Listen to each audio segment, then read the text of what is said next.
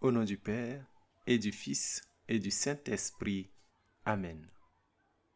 Mon Seigneur et mon Dieu, je crois de tout mon cœur que tu es ici, que tu me vois, que tu m'entends. Je t'aime, je t'adore, je te demande pardon, je veux prier. Mais surtout, te laisser prier en moi. Glisse dans mon cœur tes paroles et tes silences. Marie, ma mère immaculée, Saint Joseph et mon ange gardien, accompagne-moi toujours en chemin.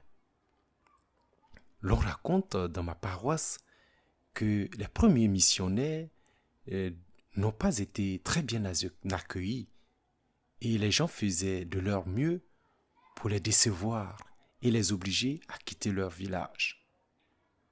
Ainsi, avaient-ils brûlé leur église couverte de paille. Et pour la refaire, naturellement, il fallait repartir encore dans cette brousse et chercher à nouveau de la paille. Ils ont confié donc cette tâche à leurs premiers convertis. Mais ces derniers ont eu la résistance de leurs propres parents que leur ont demandé de ne pas s'y rendre. Bien évidemment, l'intention était de décourager les missionnaires et les obliger à quitter le village. Cependant, ces premiers convertis, ces premiers chrétiens, refusèrent parce que la joie du Christ habitait leur cœur. Et au nom de leur foi, ils ont bravé l'opposition de leurs propres parents et se sont rendus dans la brousse à la recherche de la paille. Et cette activité se faisait en saison sèche. Ils furent piégés donc par leurs propres parents dans cette brousse et ils furent brûlés vifs dans un incendie criminel. Cette mort tragique pour l'Église et l'annonce de l'Évangile représente ce qu'on appelle le martyre, c'est-à-dire mourir au nom de sa foi. C'est bien cela que Jésus exprime dans l'Évangile de la messe de ce jour. En fait, Jésus parle à ses disciples et leur donne des consignes, un peu comme un testament ouvert. Il les rassure. Je ne vous laisserai pas orphelins. Quand il viendra le défenseur, le Paraclet, il témoignera en ma faveur. Et vous aussi, vous témoignerez. Et à partir de ce moment, il les prévient des risques, des difficultés liées à ce témoignage. Il s'agit des persécutions, de ce que les gens leur feront de mal parce qu'ils témoignent de lui. Ils seront rejetés, exclus de leur communauté et même tués. Ta promesse se réalise toujours, Seigneur. Le livre des Actes des Apôtres, en fait, regorge de témoignages qui montrent effectivement que annoncer l'Évangile va avec les persécutions. Étienne, qui se fait lapider à mort, Jacques, qui est tué, Pierre, qui est emprisonné, Paul, qu'on frappe dans certaines villes, qu'on emprisonne ailleurs et qui finit par se faire tuer. Et l'exemple des premiers chrétiens de ma paroisse en est une autre preuve. Toi-même, Seigneur, tu n'as pas connu un sort meilleur. Tu as été traité de la pire des manières, arrêté, humilié, crucifié comme un vulgaire bandit. Tu nous apprends ce chemin de foi et du témoignage. Tu sais que cette tâche est pénible, elle est difficile. Tu nous donnes l'Esprit Saint justement, le défenseur, la force qui vient d'en haut pour nous aider à témoigner. Tu sais, Seigneur, que le monde n'accueille pas toujours ta parole parce que c'est la vérité. Pourtant, il nous faut annoncer cette parole. Il faut emmener le monde à la conversion afin qu'il ait part au salut. Il faut des hommes et des femmes pour parler au monde de l'œuvre que tu as accomplie, Seigneur. Toi qui fais ce moment de prière avec moi, je voudrais te demander si tu veux être parmi ceux qui annoncent la parole, ceux qui témoignent de Jésus dans ce monde d'aujourd'hui. Ce serait vraiment une belle aventure. Et tu dois savoir que pour être témoin de Jésus, tu dois devenir son disciple, être à l'école de Jésus, écouter sa parole, lire et méditer les Écritures chaque jour. Tu dois fréquenter le Seigneur dans la prière pour entendre ses recommandations et le désir de son cœur. Surtout, l'entendre te montrer le témoignage à faire. Cela se fait dans la prière quotidienne. Tu as surtout besoin de l'Esprit Saint que le Seigneur promet à ses disciples, lui, le défenseur.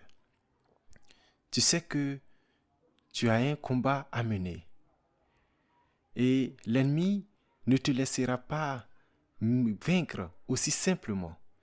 Tu as donc besoin d'un secours, de la grâce de Dieu, de la force de l'Esprit Saint.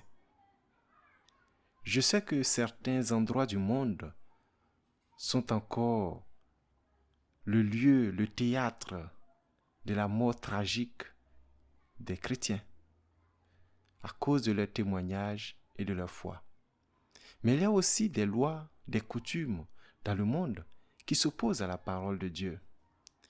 Il y a des environnements, des sociétés qui veulent qu'on cache la religion et qu'elle reste dans le domaine privé, dans la sphère personnelle, où personne ne doit entendre parler de cela ni voir exprimer des signes de sa foi. Il y a même des sociétés qui veulent que les familles ne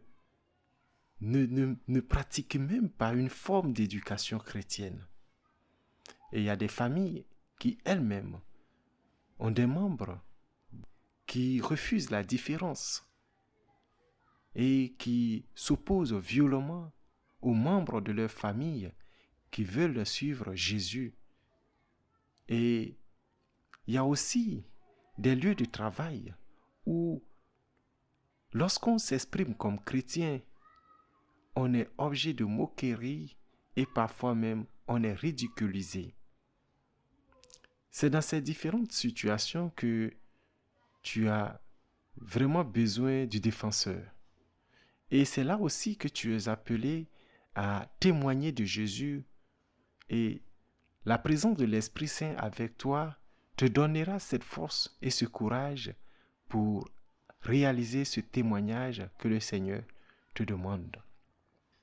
Seigneur, envoie ton esprit qui renouvelle la face de la terre. Viens, Esprit Saint, remplis le cœur de tes fidèles.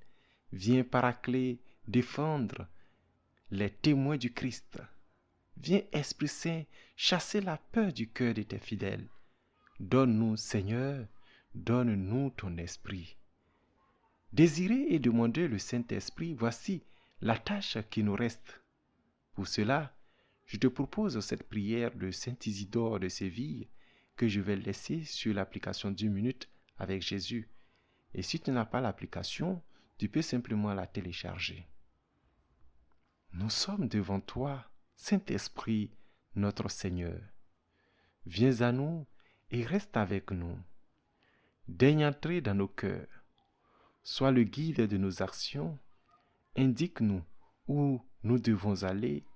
Fais-nous voir ce que nous devons faire pour que, avec ton aide, notre travail puisse être agréable. Toi seul, sois notre inspirateur et dirige nos intentions. Ne permets pas que notre ignorance nous amène à mal faire, que les flatteries nous fassent fléchir, que les intérêts moraux ou matériels nous corrompent. Attache nos cœurs à toi seul, vigoureusement, par le don de ta grâce. Ainsi, nous serons en toi un seul être, et jamais nous ne nous éloignerons de la vérité. Alors aujourd'hui et toujours, notre jugement ne s'éloignera pas du tien. Amen. Je te remercie, mon Dieu, de tout ce que tu as semé dans mon cœur pendant ce moment de prière. Fais-le pousser et porter du fruit. Marie, ma Mère Immaculée, Saint Joseph et mon ange gardien, accompagne-moi toujours en chemin. Amen. Au nom du Père et du Fils et du Saint-Esprit. Amen.